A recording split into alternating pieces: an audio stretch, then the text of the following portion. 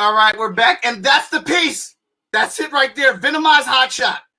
$10 print, available today. Put your order for it in the comment, $3 shipping. Veronica and I will sign it both because she colored it. I drew it. Oh, man, this woman is awesome. All right. She does this thing called coloring comic books, and she does it good. All right, so let's bring up this panel. All right, I'm going to bring up first LaShawn Colvin in the building. How you doing, LaShawn? I'm doing good. All right. Next up, Kara Nicole in the building, everybody. Ryan, how you doing? Hey, how's it going, everybody? You at the comic shop right now? I am in the back room right now, yep. All right. Then, Brian Dalton in the building, everybody. Howdy. Printer extraordinaire. And one of my favorite people in the world, Marcy. How you doing, Marcy? And finally, we got one of my good. How are you?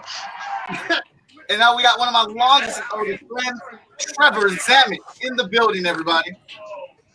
Hello. Welcome to the show. All right, let's dive right into this. This is a panel about the careers of geekdom. We're talking about jobs in the geek community that you guys are doing, living, and thriving in. If you can give everybody like a little 1-minute dissertation about yourself, we're going to start with LaShawn. Okay, so I am an artist, an editor, and I just recently this time I'm a bookstore owner here in Montgomery, Alabama. So yeah. Kara, you're next. I am a full-time professional cosplayer, comic book colorist, writer, and creator. I had a successful Kickstarter with my comic Fire Bitch and my pinup confessional, Confessions of a Cosplay Diva, and just finished my Kickstarter for my 2021 Cos Lingerie calendar. Look at this. All this awesome in one channel. Marcy, go ahead. Let everybody know who you are.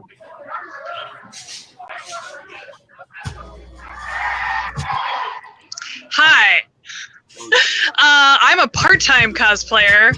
And yeah, I don't know. That's like half of what I do, but I also make commissions. So yeah. And I made Vigilance back in the day. It's the Vigilant costume and the Iron Smith costume for Freestyle Comics. Oh, wow. Brian, go ahead. Hey, I run a small little print shop. Mainly focuses on the self-publisher. Probably 99% comic books or comic book related. So been doing it for about I have no idea, 6 or 7 years. And Freestyle was one of the first books I ever printed. Hot Shot 1, I think. Yes, sir. I'll tell you right now, if you're getting a book from the indie community, there's a 90% chance that Brian Dalton's printed. Ryan. 90. 90. Ryan. Oh yeah. All I do is own an operated comic book store. Been doing it since 2000. It's all about life choices, folks. Awesome. And Trevor, go ahead. Yeah, my name's Trevor Zammit. I'm a toy designer and sculptor. I work at NECA Toys. I'm the brand manager for Teenage Mutant Ninja Turtles over there now. Nice. Oh yeah. All right, so I find this panel to be very exciting because you guys are in the geekdom community. You're doing things that are living and breathing in that community. Right now, you're kind of like the chairpersons for the things that we were into when we were kids, and like now you're grown-ups, right? You're grown-ups and you're making a decision for the creative community. So, how much of your passion does it take when you're trying to create these things, when you're running your business? How much of that child is still in you making decisions? Go. A huge chunk. There's so many times that I have to talk myself down from like ordering hundreds of copies of a book just because I love the character. So yeah, it's everything for me. Okay, next. Anybody can just jump in and take the question.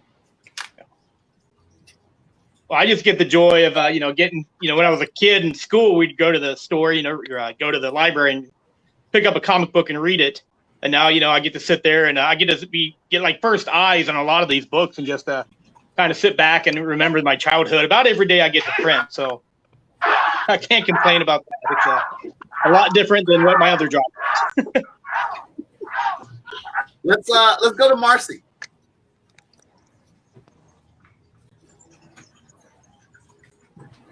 A little bit of a delay. It's okay. I mean, a lot of my childhood heroes in comic books were my cosplayers. And sorry if it's loud, I'm at the Ren Fair.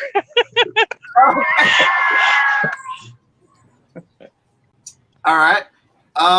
Kara. Oh, a lot. I mean, even just like here, I'm always like, yay!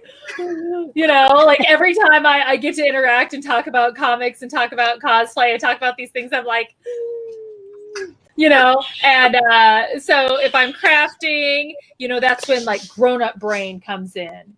And, to make sure you don't like sew over your fingers and make sure you do it right. And then you're like, yay! Again. LaShawn.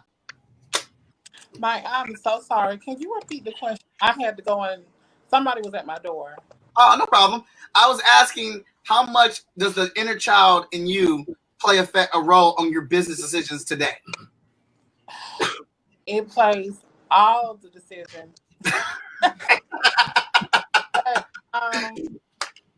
Because I still feel like I'm a child at heart when it comes to everything that I do, as far as like my art, my beautiful soldier book, even especially my store. Like, because my mentor who's had a store here in my city, shout out to Quality Comics, for like 30 years.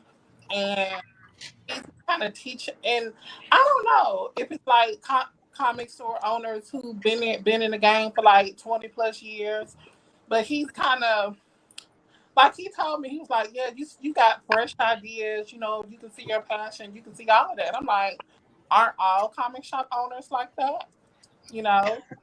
And I guess like everything that I'm doing with my store, I feel like literally a kid. Mm-hmm. Like, the feeling is just, oh God, it's indescribable for the passion that I have. Like every time I walk into the store, like I literally feel like I gave birth to a child. I felt like I gave birth to the beautiful soldiers. You know what I'm saying? Mm-hmm.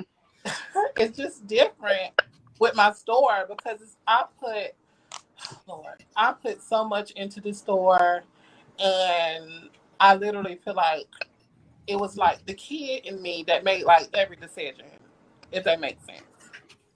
No, it makes perfect sense. The cool thing about LaShawn being on the panel, she just opened up or getting on the verge of opening up a comic book shop.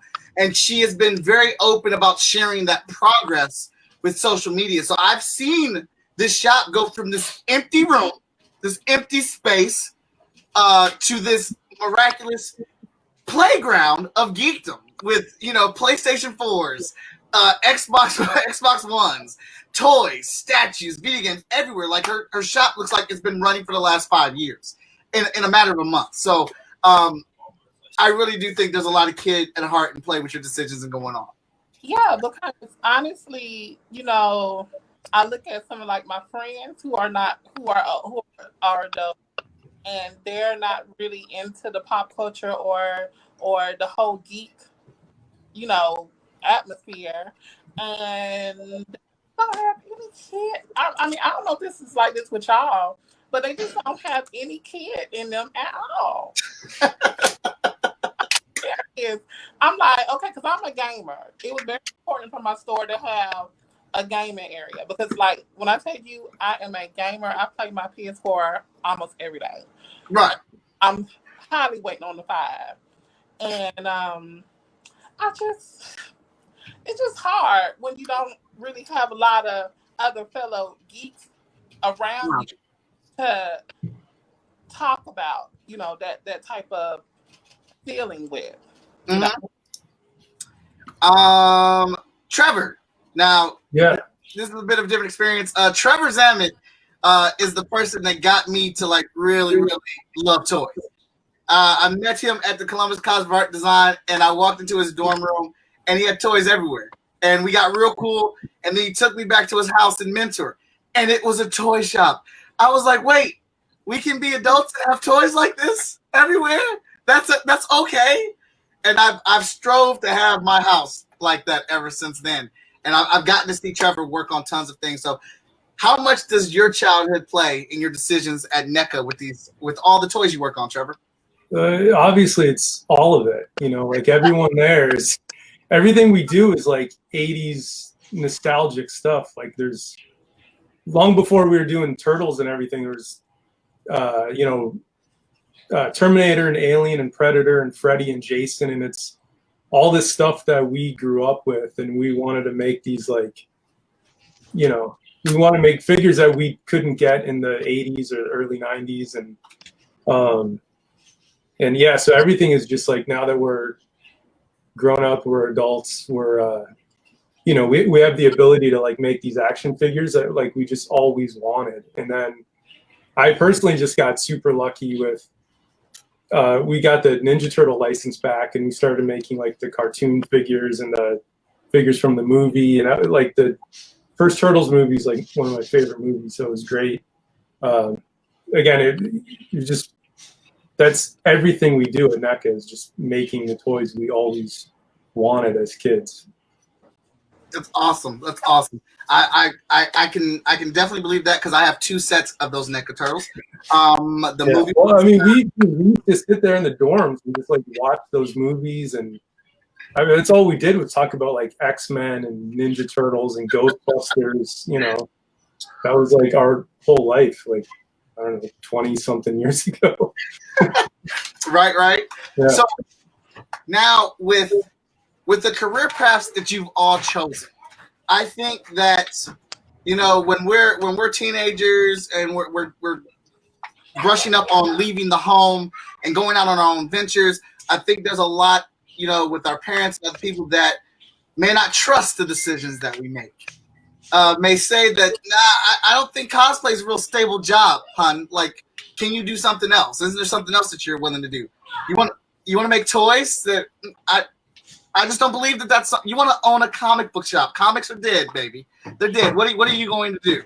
So did you guys have tough conversations with close people in your life about the decision you were making in your career where they just didn't believe it was the right move for you? Did you ever have situations like that?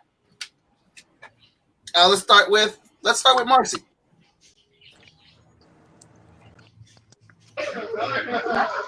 Actually, no, I never had that conversation. My mom was always very supportive about my sewing because she's the one that taught me when I was 8. So sewing has always been a part of my life in some weird fashion. And I already work a career that's not normal anyway, so it's fine. Brian, how about you? No, I didn't really have that issue. I started working at the print shop in college and just kind of kept working at it. And after several years, I started doing stuff on the side just for a little bit of extra cash, and got to the point when I was doing that about 60 hours a week out of the house and still going to my regular job. And my wife was very open to the idea of me only doing one job at a time. So I pretty much was able to easily go from what was my main income through the other print shop to just doing my own thing. So I didn't really have much difficulty with that. And I was the classic undecided person all through college. So any job after college, my family was happy that I just chose one. So I didn't go too hard. Kind of the same as Brian, where I was basically the only steady job I ever had was at a comic shop. Like I tried to work at Arby's, that went bad. I tried to work as a janitor, that went bad. But just like a comic store was my home. And so transitioning from just working here to owning it was super easy. And everybody, like, that's all they ever knew of me. So everybody was supportive. And I've been just blessed to be around people that just love seeing people be happy and successful. That's how I came up, at least. Awesome. Kara. Yeah, I kind of had the same situation where I did have a day job, but it got kind of pushed out. So I got to the point where I had to work fewer hours on a day job, and then I finally had to just let it go because cosplay was taking over my life. Mm-hmm. LaShawn? Yeah, I had a lot of that. Without making, I would say, like with my store, for example, it was really only a lot of people, like my close family and friends and stuff, knew that I was doing it. And out of everybody, I would say only 2 people were like supported from like the jump, which was like my best friend and another good friend. And like my family were, it just, what you said earlier, Mike, I had a lot of that. It until they saw the progress of the store and how everything was going and happening that they jumped on board. Okay. And Trevor?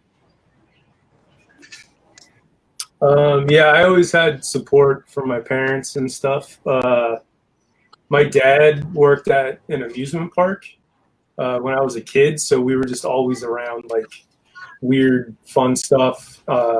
He was a buyer at the park, so he would get a lot of free toys. Like he'd always come home with just like boxes of toys, like Toxic Crusaders and Ninja Turtles and all this.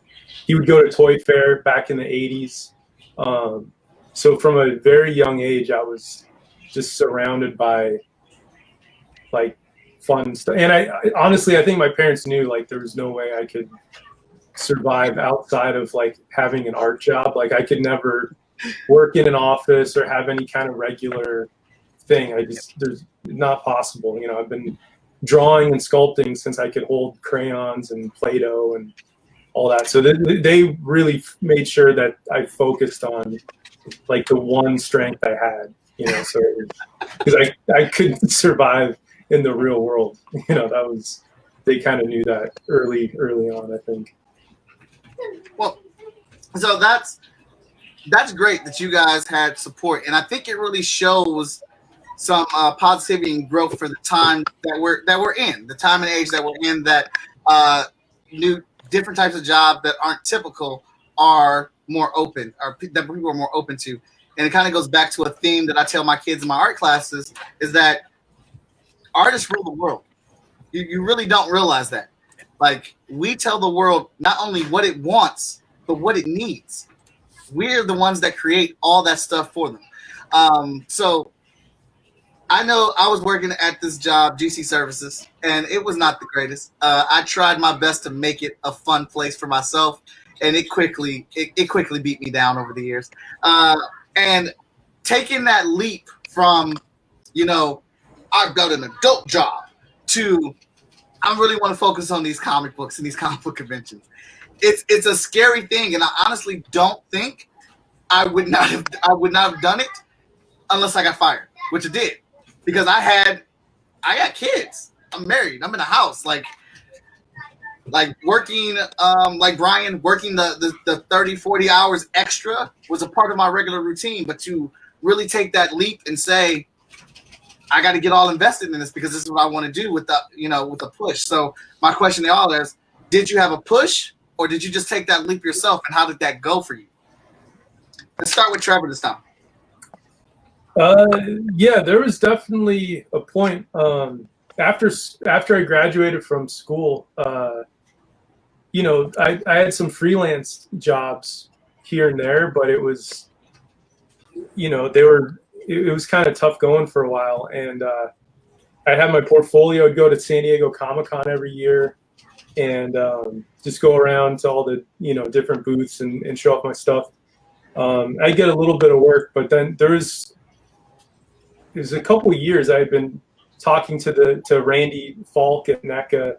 I'd see him at shows and stuff. And then there was just one day like I was just at a real low point where I didn't have much going on, and I was like, I got to get a job or like figure out something else to do with my life. I don't know what's going on, and so I just like kind of went over to NECA. Like I called Randy and was like, basically I just wouldn't take no for an answer, you know, and so he kind of took a chance on me. And also my portfolio was ridiculous. Like there were cartoons and puppets and nothing that related to like NECA toys, like the crazy hyper realistic detail and the likeness. Like there wasn't anything like that. He had no reason to hire me at all, but you know, he took a chance on me, and then I was just like determined to, like, I had this opportunity now, I was going to make it work, and I've been there kind of like 10 years, I guess that was 10 years ago. So yeah, I just remember there's this one day where I was just like, I got to figure this crap out, you know. Ryan. It was half leap, half push. I was about 25 at the time, about a quarter or two away from graduating from Ohio State, and the owner of the shop that I was working at decided that he wanted to pursue more of a corporate job, and was just basically asked if I wanted to buy the store. And at that point, I'm 25, so even if I screw up, I've still got a bunch of my life left. So I just took the chance, because it's one that I don't think I could have lived with myself if I had passed up on it. And then like 20 years into a cubicle job, no, it was the opportunity of a lifetime, and I'm so happy that I took it, because I'm not selling line items, I'm not selling books, I'm selling stories. I'm sharing my passion with fans, like people that are on the same wavelength as me. So yeah, it was 100% worth it. I can definitely tell that, man. And just to let people know, Comic Town is a dope comic book shop. When the world was actually touching one another, he opened up his doors to us. 2 years, for the last 2 years, we have done FSKDAY at his shop. And when I say he opened up the doors, he literally opened up the doors and said, do whatever the hell you want. Yeah. Move stuff where you want, set it all up. I have never had a grander setup at any of my events than I've had at Comic Town. And we were able just to have our way there. And I want to thank you so much for that, man. Like, I've seen you at your shop. You are very supportive of the indie community and comic books and things like that. I wish there were more people out there in comic shops like you, and we're actually getting that with LaShawn Colvin out there. So more of you are popping up. Oh, thank you, Mike. Brian. Yeah, goes back to about 2015. At my old job, I'd put in almost 17 years at that point, and we had a big management change, and almost all of the staff was on their way out. We were all 10-plus year veterans of this particular print shop downtown Columbus, and I literally had been doing easily 50 and 60-hour work weeks for the previous 6 months. And I was also, coming home, watching my youngest son during the day, going to work, staying up, at least once or twice a week, 24 hours to get print jobs done. And it just kind of like everything just fell into place, and it was just the right time to step away. My wife was real supportive about, me not having a heart attack while I'm at work or at the house. So that was definitely a big plus. So it was really nice to be able to have that support to step away. But, when we had that manager change, we got the new manager in, and she was a great manager. But really everyone I'd worked with was starting to just leave at that point. And I just thought it was a good time to step away and try something. And a friend of mine years ago, he basically said, if you don't try it now, then you're going to kick yourself later. And that's kind of the little mantra I tell myself every once in a while when I'm feeling like, do I want to do something? What do I want to do? Like, try it. If it doesn't fail, I mean, it's not like I couldn't go get another print job somewhere or do something else. But being the print, getting into the comic book realm, I actually started printing before the comic books was. Boy Scout memorabilia price guides. And that kind of got my feet wet into doing my own printing and getting machines. And then when I switched over to printing primarily comic books, it was just a little more satisfying. You get to, I get to print, basically dreams and imaginations. I don't have to create it. I just got to take, your guys' stuff and create a book out of it. And it's very satisfying to me to know that even 5, 10, 50 years from now, something I printed is going to be polybagged and boarded in a comic shop or a private collection somewhere. And even though my name's nowhere on the, on the book, I can sit back, I printed that. If I go into Ryan's shop, I bet you there's probably something in there I've printed at some point. Yeah, a couple few things. Yeah, probably a few things. And I know it, and a couple of the other shops around town, I know there's something I've printed. And, not being focused on only Columbus, I got stuff that goes out all over the country. And to me, that's a satisfying, moment. Every day I just get to sit back and think about like, okay, even had a little starstruck moment once for me, but that's a whole nother story when someone contacted me to print. That was really interesting. But the big push is whenever we had the management change in 2015, and we lost all of my fellow coworkers.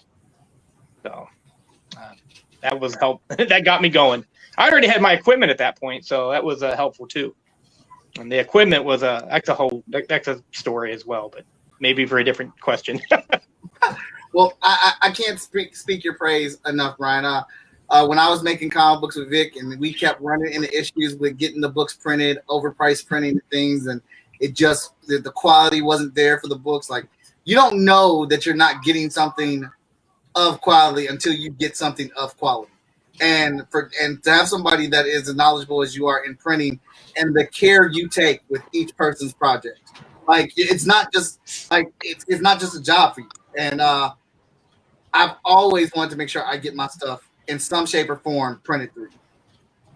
Well, I appreciate that. Thank you. No problem, sir. No problem. Mark.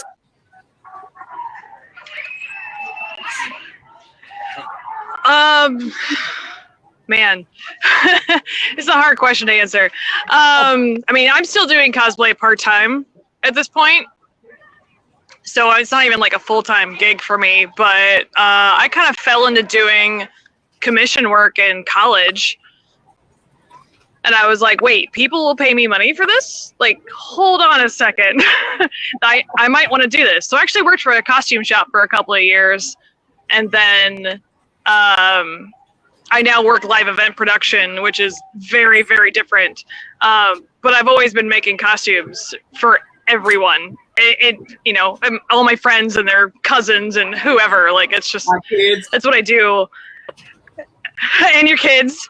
And I love doing it. Like, it's just so much fun. Like, for me, that's my creative outlet is I go home for work and I make costumes. Like, this whole quarantine, I've been making costumes. It's a thing. I can't stop.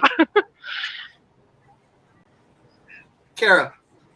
So, cosplay, I already talked about that a little bit, but when I became a colorist, my husband had lost his colorist.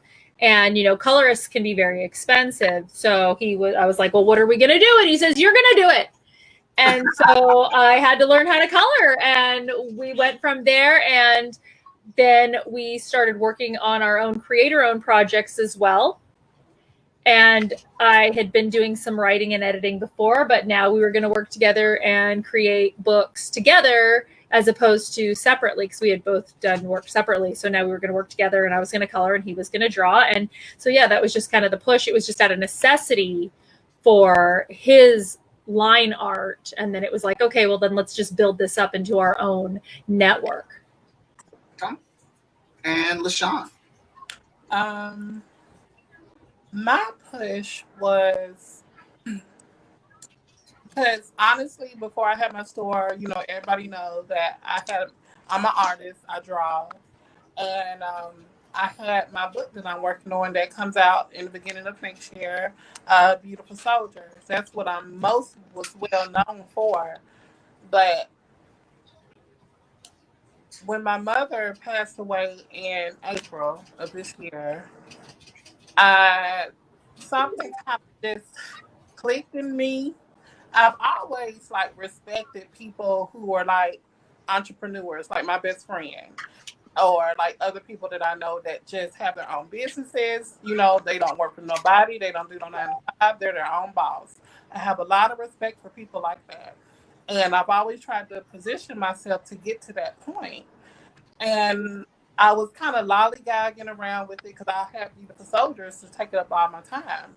But when my mama passed, it just kind of showed me that life don't wait for nobody. Mm-hmm. And when she died, I literally was supposed to come and see her and hang out with her the next day. I walked out the house. I said, Mom, I'll see you tomorrow.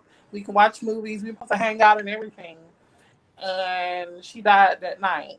So that showed me, you know, we get into the mode of saying, oh, I'll do that next week. Or I'll take that trip next year. You know, but I think we tend to forget that we're not promised that time. Mm-hmm. So I said, okay, fuck it. I'm just gonna do it. I'm gonna do it, and I'm gonna go full force with it, and whatever happens, happens. But that was my push. But I always had the motivation and people around me that I can go to who were already entrepreneurs that could guide me on how to make the right decisions. All right. And I'm so sorry to hear about your loss with your mom, LaShawn. And I think she would be. I don't know your mom, but I think she'd be pretty proud of all the work that you've done on that comic shop and everything you have going on with all the books that you're editing. You're doing a couple freestyle comics and stuff. So more power to you. Thank you. All right. So so we have these things. We are. I think it's safe to say that you are working in a field that you love and that you enjoy. What is something that has happened to you in this field that you've taken on that you just absolutely love? Whether it is a decision that you made or a project that you got to work on that your name is on it, or something that came to you because of being in this job. What's the most exciting thing or something that you just absolutely love? I can know this off top. For me, the most exciting thing so far today Uh-huh. my store and everything that's going on with it now. I love creating, I love drawing. That's my number one passion at the end of the day. But to take it to this next level and this next step as an indie creator, a proud indie creator myself, it's just the best feeling ever. Really, it is. Awesome. Kara? I would have to say the development of everything that we've done. We've gone from cosplay, comics, art, and now we are adding music to our comics. And that was one of the things that, I started with Fire Bitches. I put in an unofficial soundtrack to the book. So there was like a soundtrack that told you every single page to page whatever, there were songs that went along with it. And now we've evolved into creating our own music. So the next book that we have out has its own soundtrack, and we just released an EP to go with my calendar. So now we're doing our own music that we're putting along with the art and the cosplay. Awesome. Marcy. I think she froze up. We'll go to Brian, and if she and come back to her. Brian. I don't know if I have any one single thing, but one moment that was really special, I guess I thought was interesting for me, was I got a message from someone that I used to read their comic books back in the 90s, had reached out to me, and the name just kind of snapped. It was like, I know who this is. Why is he was a pretty well-known guy back in the 90s, and I guess for self-publishing, and I was able to do some printing for him, and to me it was a lot of fun because it was something that I just wasn't expecting to get a message from the guy. And I still do occasionally printing. I don't really give out the names of people I print for, so without permission, but it was I don't know how to say it. It was just a very memorable experience for myself to have someone reach out like that. Outside of that was probably when I switched from a small little tiny office copier to a sitting like my print shop is in the middle of my house. So you walk in the living room and this next little room, and it's right by the kitchen is a press. So when I switched from a little office copier to an actual like digital press sitting in the middle of my house, that was kind of a fun walking into the house moment. Was seeing the size difference on the machine sitting in the middle of my house, and the reaction sometimes people give me when they walk into the house. Sometimes it's pretty comical. Awesome. Ryan. I would say probably free comic book days. Like it's something that all of us, and you're gonna love them, LaShawn. They're amazing days. But seeing a successful, like, all the kids getting their books for the first time, our guests checking out creators that they may never have seen before, they're getting to meet creators that we've got in the shop. There's nothing that can replace that. Actually, it's like the pure energy of everybody absolutely in love with comics. And yeah, just I would say that after 25 years I've been doing this, I would say stuff like that. Free comic book day is dope. Free comic book day is dope. And the cool thing about that, I don't think a lot of people realize, and you correct me if I'm wrong, Ryan, comic shop owners pay for those books. Yeah, we do. The comic shop pay for all those books and then give them to everybody for free, aka free comic book day. So it's not the comic book company saying, "Oh, let's do something nice and give them these books for free." The comic shop owner pays for those. So please go to your comic shops, get your books from them. Trevor, how about you, buddy? Yeah, I didn't know that about the comic book shops paying for this. Oh, that's pretty cool. But yeah, I had no idea. I mean, it kind of, for me, it goes back to what we talked about in the first question, where, like, I'm at NECA, we have the freedom to just make this, like, these figures that we've always wanted to make, right? So it's just like, my boss trusts me to, like, you know, we don't really like get into penny pinching there. You know, if we have to spend a little bit more to add in a few extra accessories or you know, like beef up the sculpt or do something, I mean, we do that. It's whatever makes like the best figure, you know, and if we can, I've had opportunities to do like package illustrations for some of the figures, and again, that's like doing homage kind of stuff to old Kenner figures, and all the illustrations on toy boxes in the 80s were great. So like, all of that stuff is so cool and so fulfilling. Like, you get to do that for your job. You know, it's I don't know. It's the whole thing is great. And then going to there's Raph. But, and then, you know, going to San Diego Comic-Con and like seeing people's reactions to stuff when we unveil a new prototype or announce a new toy line or something. I do really like just hanging out at the booth and like watching people's reactions to stuff, because you just get to see like the excitement and the joy, and it definitely makes it all kind of worthwhile, you know. So it's a fun job. If I can also say, there was somebody, I can't remember who was it, but when I first announced my store, one of the somebody who follows me, they was like, so are you aware that you're like the first Black woman to open up a store in the South, of the southern part of the country? And I was like, the first? No. Because I knew Ariel Johnson opened up her store. But when I did more research, she was the first on the East Coast. Mm-hmm. So when I was like research, I'm like, you know, trying to find other Black women comic shop owners. There are none in the South. That's what's up. Accolade right there. Yeah.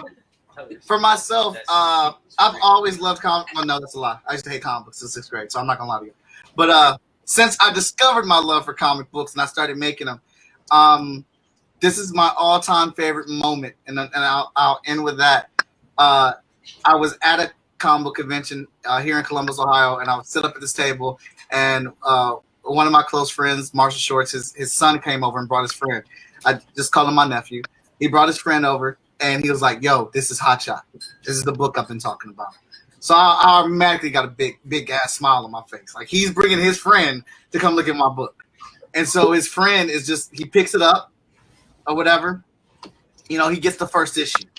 He goes in and buys the first issue. 20 minutes later, he comes back around, gets the second issue. And then I notice he goes off to the corner, sits down and reads. I go back to doing my thing, still and whatever. He comes back with his friend, gets the third issue. He goes back over to the same corner and goes and reads the book. Comes back half an hour later with his mom, gets the fourth issue. Comes back with my nephew. He's out of money. Convinced my nephew to get him the fifth issue. He didn't make it 3 feet away from my table. He just stood there and started reading the fifth issue. Because if you guys have seen Hot Shot or read the books, you know the fifth issue is the big fight. It's 33 pages of Void versus Hot Shot. He just didn't even get 3 feet away from my table, opened it up, and he was just lost in the world. And when I saw this kid, man, I was like, that's how I was. That's how I looked when I read my first issue of X-Men. When I was lost in the world of Cyclops, Wolverine, and Iceman and everybody in Russia trying to save Illyana. I was lost like that. And to have made a book with my friends and my teammates and to have some kid on the first day here be lost in my book, like not only be lost, but hustle to get the money and hustle everybody could to get the book and read it that same day. He came back to get and he was just staring at the sixth issue, just staring. And I said, you know what, man, here, just take it. Just take it. There's no way I cannot let you have this book after what you have done today to get to this point. Like, it made me so happy to see him lost in that comic book, man. But, like, that's why I do it. I want people to feel the way I felt when I read my first comic book. So, Marcy, let's get your moment because your phone cut off, kicked you off. I'm sorry. Right. What did I miss? You're our last one. We're talking about our favorite moment from the career paths that we've taken. Honestly, I think my favorite moment is any time that I've worn Rogue. So I'm a Rogue cosplayer from X-Men. I've done 3 of her costumes now, and every time that I cosplay her, it is just so much fun. Like, all the fans just love her, and it's exciting. Like, every single time I'm in that costume, does not matter which one it is, everyone's just like, oh my god, like, this is fantastic. I'm like, oh, how you doing, sugar? And whatever. It's just but that alone, like, just those people enjoying that costume and that character is just that's what makes it for me. Like, it's the most fun in the cosplay world of just being that person that, you know, they loved as a character, and it's fun. I don't know. That's awesome. That's so awesome. So I want to thank you guys so much for being a part of this. We're gonna go around real quick. Tell everybody where they can find you, the name of your store, where they can shop with you. Go ahead. I had a question to ask. Sorry, I forgot her name. The cosplayer. Which one, Marcy or Kara? Kara. Kara. Yeah. How long have you been, cosplaying? So this is actually my 10th anniversary. Oh, wow. Do you know what your first one was? My first cosplay was Power Girl. Oh, okay. Yeah, you do that one very well. Yeah. All right, so I want you guys to go around and let everybody know where they can find you on social media or the name of your stores, so they can come shop with you if you got product and things like that. It ain't just about FSK today. Although we do appreciate everyone's donations, and those donation doors are still open on that clicking ticker right there. Go ahead and make your donations of at least $1. I'm not going to turn away, $15, $20, $3,000 or nothing, but, at least $1. LaShawn, what's the name of your store and where people can find you? Okay, so name of my store is called Comics and Geeks, a beverage lounge. And the website is active and you can go on there. I have not promoted the website because I'm just trying to do some last minute touches. But my fan page, which is on Facebook, Comics and Geeks, a beverage lounge, you can go like that one. I try to post on my page and then share it to my store page so you can kind of keep up with what I do with the store. And then my Beautiful Soldiers book, beautifulsoldiers.com, and also my Instagram, beautiful_soldiers. And I also have a fan page, Beautiful Soldiers, for my book. Or you can just follow my main page. It doesn't matter. So yeah, those are my links. Oh, and I thought Moana McAdams, if you're watching, girl, I love the dress. I don't know if you can see it. Come on, girl, staying with all my titty print showing.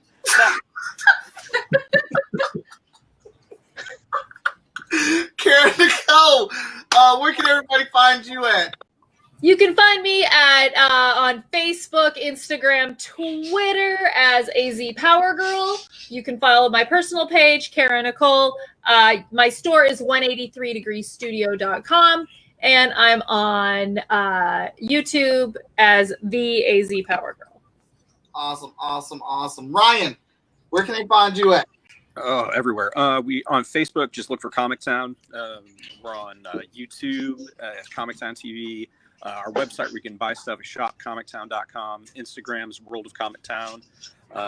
Yeah, everywhere. And in Columbus, Ohio, if you want to visit in person. What's that podcast you do, though? Oh, man, I keep forgetting about that. Like, because Vic's really good on it, and then there's the other guy that looks like a pale Dr. Manhattan. Black, white, and red all over. Yeah, every week we do spoiler-free reviews of books, and we've conned a few people into liking us. So, more than a few, buddy. More than a few. Brian, what's the name of your shop so more people can get their books printed through you and prints? Well, I pretty much just have the Facebook page, which is just called Page by Page Copies and Finishing. The logo is this little Superman-looking guy that Mr. Watson designed for me a few years ago. And real quick here, anyone that does donate to the FSK Comic Book Day, I'm going to donate or take a percentage off of sales in November, up to 10%. Every $100 plateau they go to, I'm going to drop basically add a percentage off, so up to a max of 10%. So please donate to Mike and us getting to his $1,000 goal. That'll give everyone 10% off in November. I also do free shipping on book orders of 100 floppies or more, or 25 trade books or more, prints, yada yada yada. But yeah, page by page copies and finishing on Facebook. The best way to get a hold of me, but you can always reach out to me. I'm just my Facebook page, Brian Dalton, with this mug right here. That's it, man. Trevor, where can people get a hold of you and check out any of the work you've done? My Instagram is Milo Favahoot, and then I have another Instagram of Burl Lancome Jr. That's some of my just custom figures and stuff. And then NECA toys are at comic book stores and Target and Walmart sometimes, and online. So toy stores you can find our stuff. It's around. Yeah. And real quick, you also was the art director for DC Direct, correct? I worked at DC Direct for about a year and a half. Yeah. So I worked over there for a little bit. I worked on the Batman, the Adventures Continue figures. Mm-hmm. Probably just about everything else they canceled. But I worked there just really briefly. I wanted to work on Batman the Animated Series stuff, and I did some black and white. I just art directed some black and white statues, a few other things. But the Adventures, Batman the Adventures Continue was a lot of fun to work on. So, and even that, I think there's only those 4 figures that ever came out. But there's a comic book series now, which is cool. So, awesome. Marcy, where can everybody find you? I'm on Instagram at Veja Nikita, VeijaNikita. Awesome, awesome, awesome. Well, I want to thank my amazing group of panelists for taking the time to hang out with us today and let us inside of your world and you know, sharing the dream that you chase down to make happen. I think that's really important for people to hear and see that it can happen. So thank you so much. But we're gonna get ready to roll into our next panel, and I think a couple of you might be on the next one or whatnot, but we'll see. So I'll catch you guys next time. Thank you so much. Thank you. All right, thanks, Mike. Thank you. All right. Woo! That panel was awesome, man. I was looking forward to that one so much, man. To just have that all those heavyweights in the geekdom world. Get Veronica in here. Hey, Andy almost spit up his tea when he saw the hot shot Venomized when I put it in there. Cause it's awesome. Let me see here. This thing is so dope. Hey, I'm about to give y'all some of this real quick. All right, so we got a little bit of time before our next panel starts. So we're gonna drill it back in. So I'm gonna go check on our staff, the stars that are helping us tonight. They're still there. They're still taking phone calls. There really isn't a phone number. Emails and donations. So they're really working for us. Was that Toby? That was Toby McGuire, man. I didn't know Toby came out to help us. Man, he likes Hotshot. That's cool. Yeah, so they're out there. Can to defend his Spider-Man title. Oh, yeah, probably. Ask him about those rumors when we get a break. I will. We will ask Toby about those rumors. Oprah has been on the phone this entire time. She has not that phone has not left her air. What's her name? She's on the phone with Gail. We all know that her name. That's who she's talking to. Or Phil. Yeah, looks like everyone's still there, man. That's so great. Like, everyone's working hard. We're taking everyone's donations and stuff, man. It's just so good to see people come together. We were wanting an update on our... update where we're at. Let me check to see if we got any more in. Oh, we do. Hold on. Andrew sent $10. Andrew. He wants the Venomized hot shot. Get Andrew in here. Let's get Andrew in here. Let me see here. Andrew is hilarious. I didn't even know Andrew was still watching. Where did Venomized Hotshot go? I just had him. We need to get him up here so more people can see him. Biscuits and Jiminy Crickets. Hey, while I look for Venomized Hotshot, we're going to play a trailer for one of these comics where you can go to shortfusemediagroup.com and order some comics. Let's go here. Chill. I think it's time for me to save the day. Grease. Y'all know what it is. A hot shot. Let me heat it up. My girl think that I'm creeping, cause sometimes I leave her stuck. I'm thinking in my mind, I'm just trying to save the world. But she always think I'm lying and be trying to lay with girls. Take a walk in your shoes, I would rather fly. I fight for justice and vigilance, you would rather die. Now I'm trying to shed a little light to the darkness. He trying to bring me down like a woman when she heartless. Hey Mr. Watson, I got a couple questions. I'm hoping you can answer before I learn a lesson. So let me know. Tell me what it takes to be a hero, let me know. Tell me what it takes to be a hero, let me know. Tell me what it takes to be a hero, let me know. Just let me know. I think that I should ask Mr. Watson. I think that I should ask Mr. Watson. Heroes International. They are the world's greatest superhero team. They're like your Avengers or your Justice League with one key exception. They suck. They're the worst team ever put together, and they're trying to be better. Let me see. Let me take that down. All right, so let me show you guys this. I found them real quick. Lickety split. All right, boom. Venomized Hotshot. So this was in our chat and draw session. This is what was thrown out as a suggestion. I drew it up, and then Veronica colored it up. So this is hot and available right now. $10. Put your orders in. Put them in the comments. And then we'll get it out to you. We'll get it mailed out to you. We also have Hotshot saw a spider. So he's going to kill that spider. He's going to kill that spider good. All right. And also today, exclusivity, Vigilance saves the day as she brings the boat ashore. Literally, if you look up close, that's the Titanic. My girl went underwater and brought the Titanic up. She said you were looking for this. Boom. Each one of those prints are $10. The shipping for those prints will be $3. Let's see. Okay. Can we get an update on those chat and draw images? Yeah. Let me pull those out. We still got a little bit of time here. We are at $502. Hold up. Wait a minute. Let me get it. Because you know I got this stuff ready. We are now at, where's that? Damn it. Did you close it? No, I didn't close it. There it is. All right. We're at how much, Danny? $502. We've hit the 500 mark. Buckets! Yeah, baby. Let's go. Keep it going. We got a little bit of time left. We can get this other 500, hit this $1,000 goal that we're going for. But either way it goes, we've won today.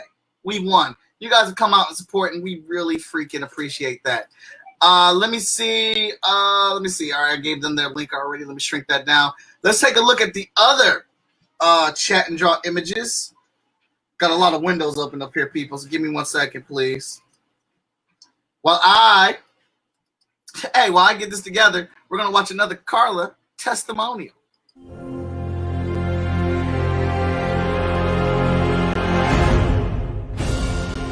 And I know people are just like, she's wrong for feeling the way she does, but nobody can tell you how you feel is wrong. Mm-hmm. If somebody hurts you, you can't tell, they can't tell you that they didn't, Mm-hmm. And the fact that he trusted, even though, like you say, his best friend found out about him being a superhero. Mm-hmm.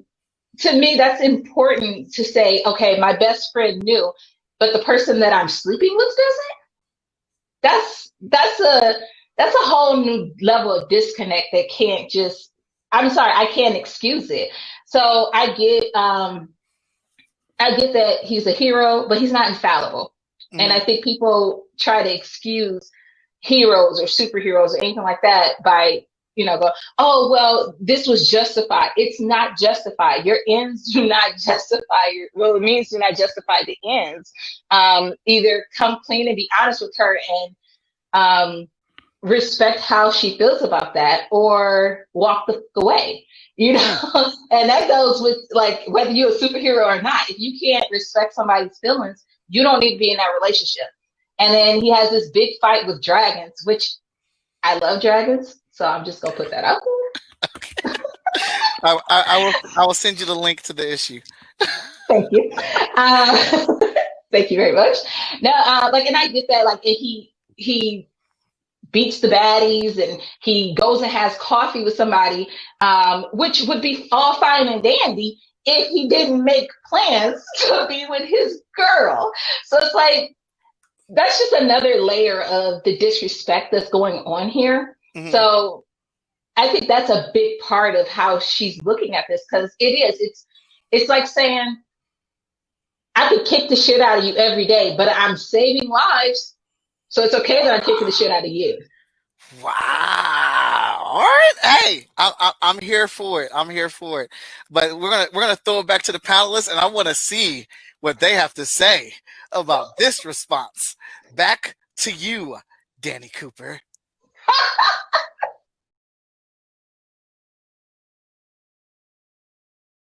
Yo, these Carla testimonials getting hot in here. All right, I got the pieces up. So for our chat and draw sessions, our friends went ahead and finished those up. So we're going to share the screen. All right. Boom. That one is Andy's. Shaggy. He wants me to stop calling him Andy. Shaggy. I've been calling him Andy since I've known him. Shaggy's right there saying, now it's my turn. His response piece to Ren McKenzie, who hates Hugh Man. Next up, we got Vigilance by Ryan. Ryan's like his art's like Batman Arkham City. That's what his art reminds me of. Because he draws the costume as it is, but he puts his spin on it. And I like it. There's nothing wrong with it. I like it a lot. All right, Vigilance done by Ryan. This is abuse. All right? This is abuse. Is that a footprint? Not the footprint. Oh, disrespectful. Ren McKenzie, he wants to see Human die so bad. And Boyd by JM. I like it, man. Up close, that just looks fearful. I would not want that face staring back at me. Like, what is he thinking? Like, I know he's gonna hurt me, but I don't think he's made up his mind yet on how he's gonna hurt me. That kind of looks like my trading card. Oh, it does. It does. So we got that on. Is it over there? Somewhere. I think it is. Yeah, it's over there. It's similar. It hasn't made it into my bag yet. That's why. So art auction is still happening right now. Yeah, there goes Veronica's version of it. Look, Jen said, Ren McKenzie, what the F? A footprint? It was also a child-sized footprint. It was. It was. Terrible, terrible, terrible. All right, so we're still in the building. Oh, we're probably going to start getting people dropping in here for this next panel. So this next panel is going to be awesome. It's called And Then. Carmen. And she was just down here. Do you want to explain how And Then works? I think that's a no. I think that's a no, too. What? You were too high. But you came up with the game. You want to explain it to our audience? Go ahead. Where's our participants? Are they coming in? Yeah, where is everybody? All right, so funny story. My wife plays this game with my kids called And Then. They take turns telling a story. It's a freestyle story. And the moment somebody says And Then, they have to pass the sticks to somebody else to tell their story. It doesn't matter if you're finished or not. They just have to give it up, because when most of us are talking and we're into a story, we just say And Then as a natural thing, because we're like, and then I went to the store and I got some grapes. And then I went outside and tripped on my face. You know, it's just a part of our dialogue. So the trick is, how long can you go without it? But someone can steal if you say And Then unintentionally. Someone can steal if you say it unintentionally. Yeah, like you can say And Then and not realize it, and someone can just steal it. So as if you were dropping in the like, and you don't realize you're doing it. Someone you drop. Okay. This is why you should have came over here and explained it. I didn't know that rule. Well, I would talk about it at comic book conventions or whatnot, and I was like, "Have you ever heard of this game?" And then played it, and they were like, "Nah, man, I've never heard of this game." And so I talked to my wife about it. She was like, "Oh yeah, we made that up." So it's just a game they made up, and so now we do it. Today we're gonna do it with You Create Comics idea cards. So we got a special guest host today. She will she's taking time from special missions that she does on a regular basis. Happens to be the world's strongest superhero. And she's going to mix these cards up. She's going to shuffle out some cards, and someone's going to have to say, she pulls this card, says, reunited, and it feels so good. You got to start your story off with the word reunited. And we got some pretty clever creators to play this game, and we're going to see how it goes today with them. We got a couple minutes. Let me see. I know I'm Coach Sweet. Don't tell me I'm snoozing, man. I'm working. I'm definitely not snoozing out here in these streets, these virtual streets. All right, let me see here.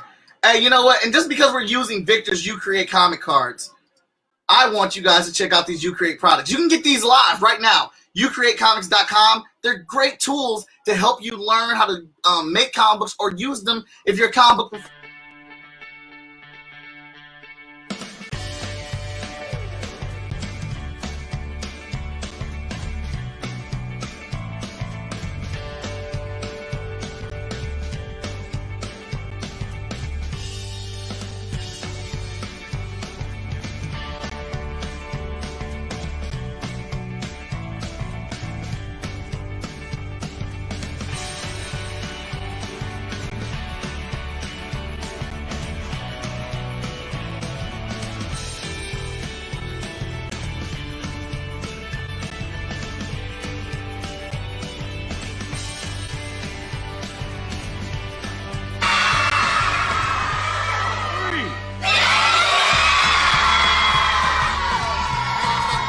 That's a big thanks to y'all. Peace.